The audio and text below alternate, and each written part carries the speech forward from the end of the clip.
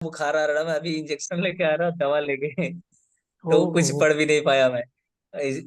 क्या वो बारिश बहुत हो रहा है हैदराबाद में एक हफ्ते से, मैं थोड़ा सा भीग गया था, इसकी वजह से हैदराबाद थोड़ा में? सा प्रॉब्लम। हैदराबाद में? जी। या अच्छा जी। अच्छा, okay, don't worry, everything will become good. Okay sir. जी। आप आप नमाज करते हैं रेगुलरली? जी सर। गुड। दिन में कितना समय करेंगे आप? दिन में 5 टाइम करते हैं। 5 टाइम्स? जी। ग्रेट बाबा, तो सुबह, ग्रेट। लेकिन सुबह में थोड़ा सा हम लोग लेट सोते हैं, तो जो भोर में सुबह में उठना रहता है 5-6 बजे, वो थोड़ा सा नहीं हो पाता है कभी कभी रेगुलर। तो अच्छा और ठीक है, कोई 4 टाइम कोई कम बात से नहीं, कम। जी। कोई बात नहीं। एक्सलेंट। जी Syed, I think we have started recording it. Sir, Please, एक एक और मेरा डाउट है कि मेरा इंटरव्यू जो है मैं वो हिंदी में ही दूंगा वहां पे रियल पैनल के सामने। अभी तो मुझे अपना इधर भी आप हिंदी में बोल सकते हैं। हम खाली आपको तो क्वेश्चन अंग्रेजी में पूछेगा। जी जी, मुझे ये पूछना था कि मुझे अपना इंट्रोडक्शन भी हिंदी में देना चाहिए या वो इंग्लिश में चलेगा? बिल्कुल, आप हिंदी में इंट्रोडक्शन दे सकते हैं, क्यों नहीं। इधर भी, मेरा साथ भी, आप हिंदी में इंट्रोडक्शन दे सकते हैं, कोई तकलीफ नहीं। हम नहीं तो नहीं, हिंदी। जैसे इंट्रोडक्शन तो मैं इंग्लिश में भी दे सकता हूँ, लेकिन अब वो वहां जाके वो थोड़ा सा अलग वो लगेगा कि इंट्रोडक्शन वो में इंग्लिश में दे रहा हूँ फिर और इंटरव्यू हिंदी में, तो इसके लिए मैं चाह रहा था कंफर्म कर लूँ। कोई तकलीफ नहीं। You can, you have opted for Hindi, so जी। You can, it will be good if you talk in Hindi medium. सुब जी सर। पहले पहले से आप हिंदी में बात करने से तो आपको सुविधा हो जाएगा। जी सर। तो shall we start? Yes sir. I am sorry, Preeta, you can follow Hindi or not? Yes, sir, I can follow Hindi, no issue. Very good, excellent. Mr. Syed Afzal Ali, जी आपका बारे में बता दीजिए। Sir, मेरा नाम सैयद अफजल अली है। मैं कुशीनगर उत्तर प्रदेश का रहने वाला हूँ। मैंने अपनी स्कूलिंग और ग्रेजुएशन की पढ़ाई अपने सर से ही की थी। मैंने अपनी ग्रेजुएशन दीनदयाल उपाध्याय गोरखपुर यूनिवर्सिटी से करने के बाद मैं हैदराबाद से मौलाना आजाद नेशनल उर्दू यूनिवर्सिटी से मैंने एमबीए किया हुआ है। उसके बाद से आफ्टर कंप्लीटिंग में मेरा एमबीए करने के बाद से मैंने 1 साल तक जॉब किया है एक non banking non finance company में as a trust and child safety. और उसके बाद से फिर मैंने वो जॉब से रिजाइन करके फिर मुझे एक अपॉर्चुनिटी मिली पीएनबी मार्केटिंग ऑफिसर के लिए, तो मैंने उसके लिए तैयारी की। फिर उसमें मेरी किसी चांस से उसमें सिलेक्शन नहीं हुआ, तो फिर मुझे एक और अगेन चांस मिला क्रेडिट ऑफिसर का, तो मैंने अभी जॉब छोड़ के मैं पीएनबी क्रेडिट ऑफिसर की तैयारी कर रहा हूँ। Good. That's it sir. Last time आपने जब पीएनबी इंटरव्यू गया, इंटरव्यू तक गया नहीं गया? नहीं सर, मेंस में मेरा नहीं हुआ था क्वालिफाई। मेंस में क्वालिफाई नहीं हुआ, कोई बात नहीं। जी। या लास्ट टाइम कितना वैकेंसीज था? 700। अच्छा, बहुत अच्छा है। गुड, कोई बात जी। नहीं। मिस्टर सैयद अफजल अली, आपने कुछ जी। बोलते थे, you were working in some company, some child जी sir. Trust and all that, उसको हमको समझ में नहीं आता है। I am not able to follow sir. It. आप प्लीज जी tell me sir. What was the job you were doing. Sir हमारा जॉब जो था वो सोशल मीडिया जो भी है, सोशल साइट है फेसबुक इंस्टाग्राम और यूट्यूब, तो हम वो भी जो भी यूजर जो है जनरेटिव जो भी कंटेंट क्रिएट करके पोस्ट करते हैं सोशल मीडिया पे, तो हम उसको चेक करते हैं, रिव्यू करते हैं कि उसमें रिव्यू करते थे कि ये अप्रोप्रिएट है कि नहीं चाइल्ड के लिए, या फिर ये स्कैम से फ्री है या नहीं, और ये चाइल्ड के माइंड पे कैसा इफेक्ट कर सकता है उनको, क्योंकि चाइल्ड इतने मैच्योर नहीं रह सकते कि वो थिंक कर सके। तो वीडियो को फॉलो करके या उसको कॉपी करके उसको ऐसा कोई हार्मफुल एक्टिविटी या फिर कोई सेंसिटिव वीडियो है जिससे उनके माइंड में वो सुसाइडल थिंक या कुछ भी ऐसा हार्मफुल इंटरेस्ट उनके माइंड में आए, तो हम ऐसे वीडियो को स्ट्राइक लगाते थे, उसको रिमूव करते थे। तो हमारा जब ये था रिव्यू करना किसी अच्छा, भी यू वीडियो को सोशल मीडिया पे। You you were working for NGO? No sir, it's our client was Google, तो हम गूगल के लिए जॉब करते थे। YouTube process. अच्छा, जी। You were directly under Google, or no you sir, were? इधर थर्ड पार्टी के थ्रू ज्वाइन किए थे, कॉन्ट्रैक्ट अच्छा, बेसिस पे। आपको सैलरी जी। कितना था, कितना था? सर सैलरी बहुत ज्यादा नहीं था, 26,000 इन ठीक है, हैंड। कोई बात नहीं। यू आर जी keeping yourself busy. Very good. जी। सो आपने एमबीए किस साल कंप्लीट किया? 2022। Good, excellent. जी please tell me, what is the job role of a credit officer?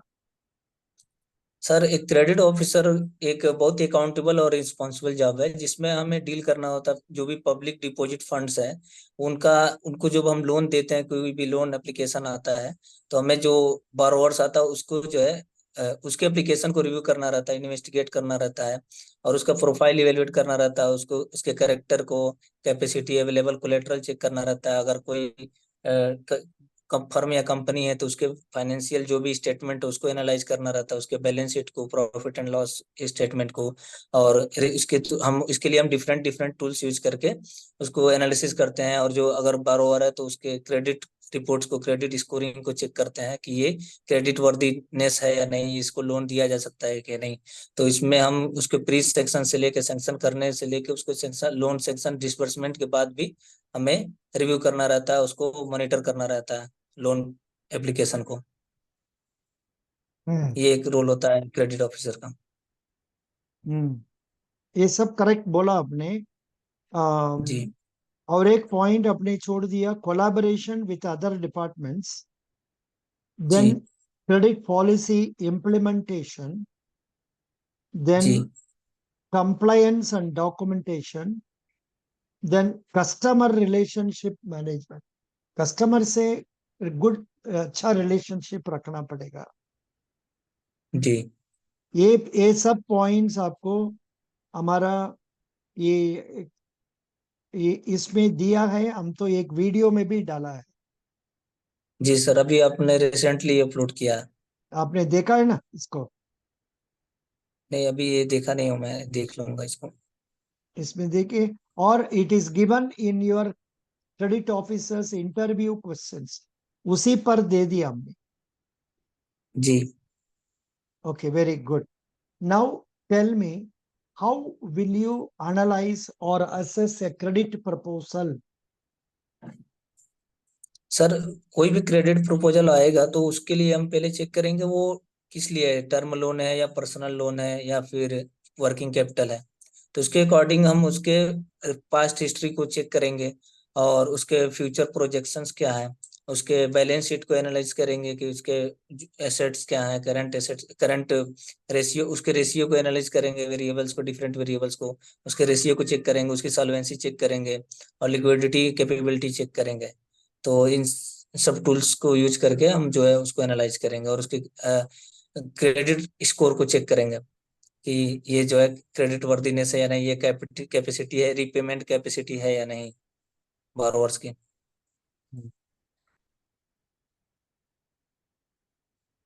अच्छा, ये सब ऐसा बोलना है, पहले तो सबमिशन होगा एप्लीकेशन, उसका बाद में उसको इनिशियल स्क्रीनिंग करना है अबाउट जी income criteria, age, employment and project जी एक्सेट्रा। देन क्रेडिट इन्वेस्टिगेशन करवाना है, उनका सिबिल रिपोर्ट और जी ये सब वेरीफाई करना है। उसका बाद में फाइनेंशियल स्टेटमेंट, ये तो आप बता दिया, दैट इज अबाउट जी income statement, balance sheet statement, and about what is that ratios and all बता दिया आपने।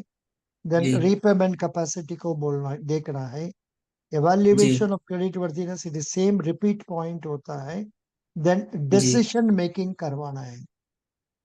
जी You have to decide whether you are going to give loan or not, in which form are you going to give, then proper जी documentation लेना है, disburse करना है, उसका बाद जी में मॉनिटरिंग एंड फॉलो अप भी करना है। जी सर। बट कभी कभी आप लोग रीजनल ऑफिस में, जोनल ऑफिस में काम करने से तो आपको डिसबर्समेंट काम नहीं होगा, डॉक्यूमेंटेशन काम नहीं होगा। आप जी खाली लिस्ट ऑफ डॉक्यूमेंट्स भेजेंगे, जिसको वो लोग ले लेंगे बस। लेकिन फॉलो अप आपको होगा। फॉलो अप वो लोग अपना कस्टमर के साथ में बात करके करेगा, लेकिन आप तो ब्रांच का बारे में बात करके करेगा। समझ गया?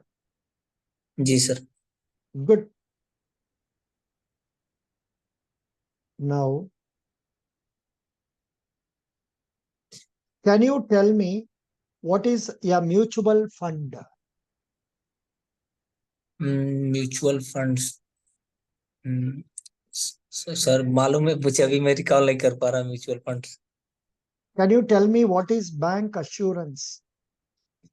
हाँ, बैंक इंश्योरेंस सर, ये जो है बैंक इंश्योरेंस एक टाइप का नॉन फंड बेस्ड फैसिलिटी है, जो हम बारोवर्स के बायर्स के बिहाफ पे सेलर्स को इंश्योरेंस देते हैं in the form of letter of credit, bank guarantee के फॉर्म में। नहीं, कि नहीं, वो नहीं। बैंक assurance का मतलब a bank will be undertaking the business of canvassing of insurance policies for the companies with whom they have an arrangement, for which they will be okay. getting commission. It is one of the para banking activities. Para banking का मतलब ये है doing other than main job of collecting of deposits and giving of advances. समझ गया? Yes sir. So that is what it is. So that is bank assurance. आपने तो गलत समझ के बात कर लिया। आपने क्या बोलना चाहते थे बता दीजिए। सर मुझे लगा लेटर ऑफ क्रेडिट और नहीं। बैंक लेटर ऑफ गारंटी में भी हम एश्योरेंस देते हैं, सेलर्स को एश्योरेंस देते हैं कि उनको रिपेमेंट होगा बायर्स के थ्रू। लेटर ऑफ क्रेडिट तो दूसरा क्वेश्चन आएगा, वो एक्सपोर्ट जी। क्वेश्चन का साथ में आएगा। जी सर। अच्छा जी, आपको डोमेस्टिकली सिस्टमिक इम्पोर्टेंट बैंक्स की 3 बैंक्स है हमारा कंट्री में, वो क्या क्या नाम है? Domestically systematic important bank. Domestically systemic important bank, systematic नहीं, सिस्टमिक। सिस्टमिक, जी सर, PSIB। SYSTEMI। आपने पढ़ा नहीं, you don't know. Preeta, you know about it? Preeta, Preeta is there now? Yeah. Yes, sir, I'm Preeta, there.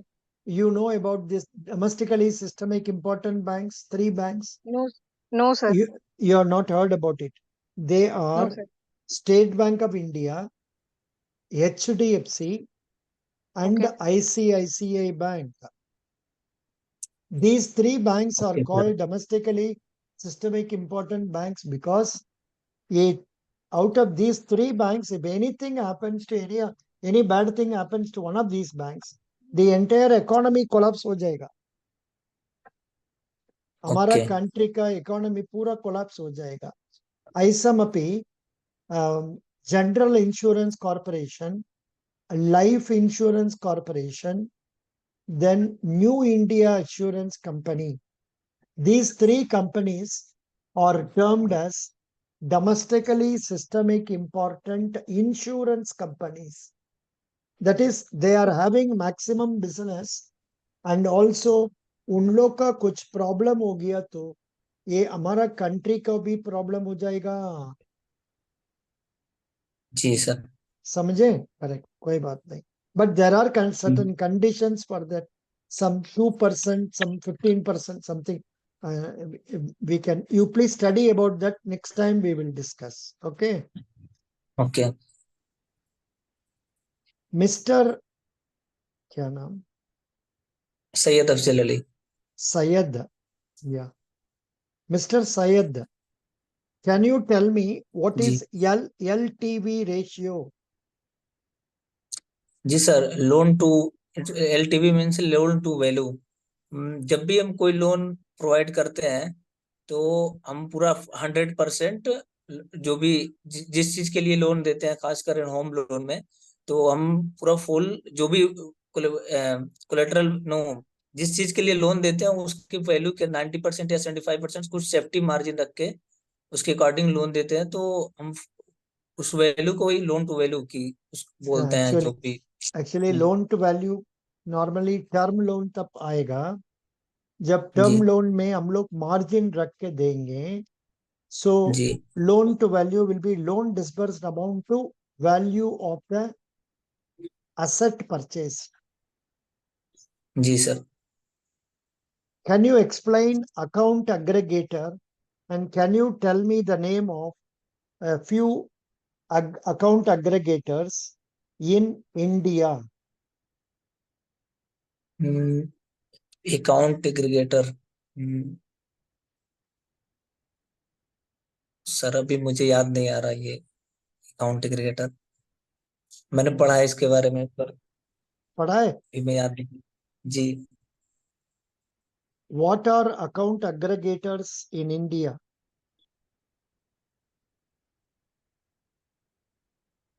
ये थोड़ा पढ़ लीजिए, sir पढ़ लीजिए। जी। What is account aggregators in India are entity licensed by the Reserve Bank of India to facilitate the collection and sharing of financial data.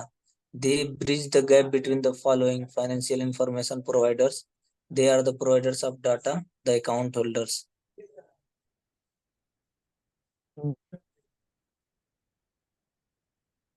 Read. Last week, India unveiled the Account Aggregator Network, a financial data sharing system that could revolutionize investing and credit, giving millions of consumers greater access and control over their financial records and expanding the potential pool of customer for lender and fintech companies.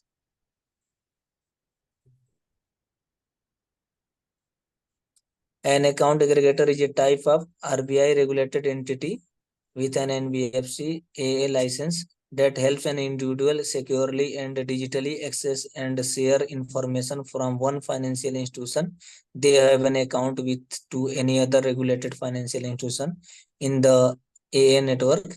Data cannot be shared without the consent of the individual.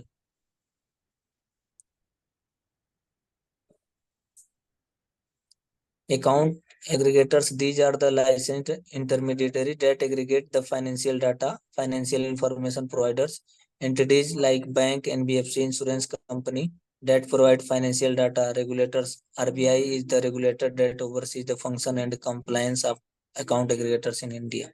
या India sir में एक बार account regulators is GPay, PhonePe जी and all these people. And उसमें जी देखिए ना कितना सुविधा कर दिया हम लोग का।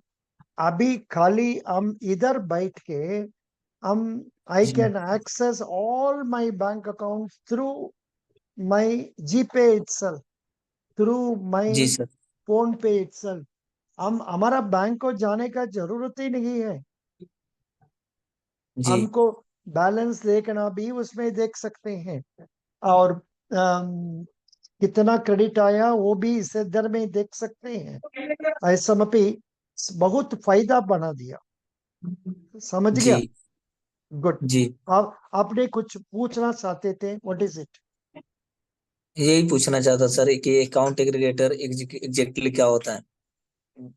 तो Google pay, phone pay, Paytm, they are all account aggregators. Are you जी interested in taking some more questions? हम्म क्वेश्चन पूछेगा और टायर्ड हो गया? नहीं सर टायर्ड नहीं हूँ पूछ सकते हैं।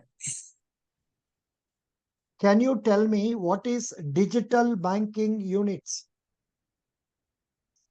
डिजिटल बैंकिंग यूनिट्स इसको दूसरा नहीं नाम मालूम भी सर। बोलते हैं, इसको दूसरा नाम भी बोलते हैं ई लॉबी, और ई लॉबी। इलेक्ट्रॉनिक कियोस्क ये भी बोलते हैं। सब नाम है। जी जरा में देख लीजिए।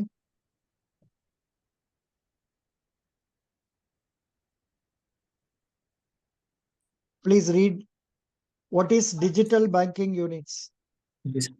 The digital banking units will enable people who don't have a personal computer, who do not have a laptop or do not have a smartphone to be able to access banking services. They can do it digitally in a paperless mode. मान लीजिए बड़ा बड़ा branch का पास में ये room लगेगा जी जहां पर जी एक ना दो कंप्यूटर वो लोग देगा। इसका जी अलावा आपको एटीएम मशीन भी होगा, कैश डिनोमिनेटर मशीन भी होगा।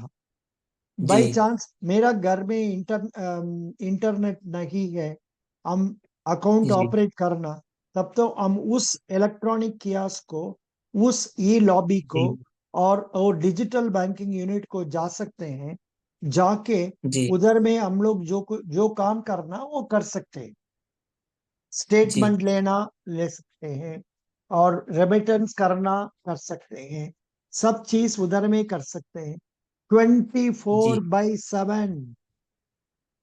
जी excellent. Next one,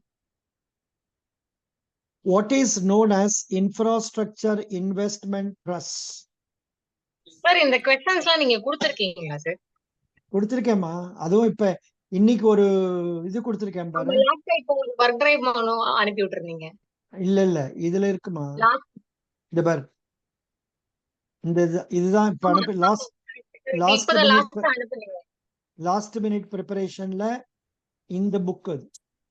okay sir. இதுக்குள்ள இவ்வளவு இருக்குது விஷயம். அதுல சரிங்க சார். இதுதான் ரொம்ப முக்கியம். இதுவும் படிக்கலாம். இதுவும் ம். Banking related, current affair. இது அவுடேட்டட், இப்ப சரிப்படாது. சரிங்க சார். டாக்குமெண்ட்ஸ் ரிக்வயர்ட், அதுவும் சரிப்படாது. Government schemes சரிப்படும். சரிங்க sir. Government scheme, Pradhan Mantri Jan Dhan Yojana, தென் பிரதான் மந்திரி சுரக்ஷா பீமா யோஜனா, பிரதான் மந்திரி ஜீவன் ஜோதி பீமா யோஜனா, பிரதான் ஓகே. மந்திரி முத்ரா யோஜனா, किसान, இதெல்லாம் படிக்கணும். You must read okay all these things. Okay What sir. is शायद ये सब आप लोग पढ़ना है, पढ़ के जी मन सर। में क्या रखना ये है, जो क्योंकि जी सर ये मैं जी क्योंकि ये पंजाब नेशनल बैंक तो गवर्नमेंट का बैंक है, वो लोग इसका बारे में जी सब कुछ पूछेगा।